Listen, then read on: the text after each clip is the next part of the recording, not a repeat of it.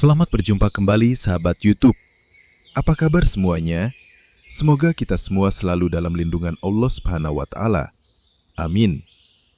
Assalamualaikum warahmatullahi wabarakatuh. Salam hormatku yang setinggi-tingginya, salam kasih sayangku yang seluas-luasnya untuk para pinispuh, para spiritualis, dan para wali amanah di mana saja berada. Sahabat YouTube, sebagaimana yang telah diceritakan sebelumnya tentang perjalanan spiritual beliau di Laut Selatan, kini mari kita lanjutkan kisah berikutnya selama beliau melakukan napak tilas. Suatu ketika, beliau berkunjung ke salah satu sesepuh di daerah Banten. Sesepuh itu bergelar Syekh Nurullah, meskipun jarang orang yang mengenalnya. Singkat cerita, ketika beliau sampai di rumah sesepuh tersebut, sebelum masuk, sesepuh itu sudah berteriak memanggil sang terpilih. Padahal keduanya belum pernah bertemu, namun saling mengenal dalam batin. Saat beliau masuk rumah, sang sesepuh langsung berkata, "Sudah lama ditunggu, baru sekarang datang."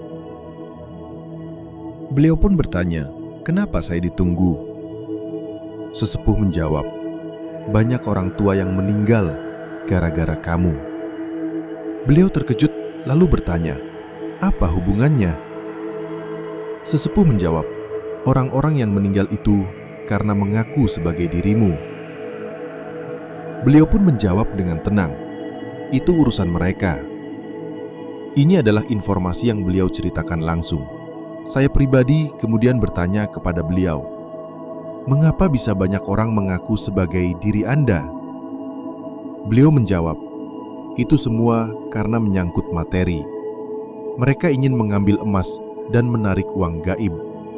Karena keserakahan itu, mereka mengaku-ngaku sebagai aku. Ya, itulah konsekuensinya." Saya pun kembali bertanya, "Apa hukuman bagi orang yang mempergunakan uang bukan haknya, terutama uang amanah?" Beliau menjawab, "Dulu pernah turun hukum yang berlaku untuk para wali amanah dan keluarganya. Barang siapa yang mempergunakan uang amanah, maka hukumannya adalah MBL, mati, buta, lumpuh." Sebenarnya, banyak yang sudah kena hukuman itu, apalagi bagi orang yang sering mengaku-ngaku. Beliau sangat marah dengan hal ini, tetapi apa boleh buat, karena memang belum saatnya untuk bicara. Zaman sekarang, banyak orang yang mengaku bisa mengambil atau mencairkan uang di perbankan. Tetapi lihatlah, apakah ada yang mampu?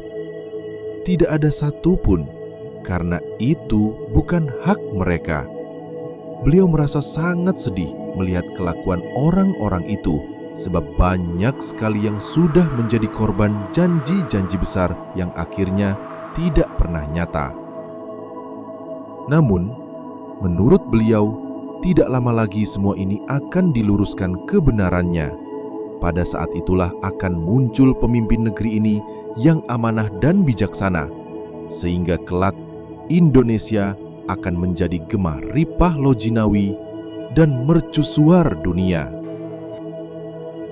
Beliau berkata, "Banyak orang yang bercerita tentang hal ini, tapi tidak ada satupun yang pasti.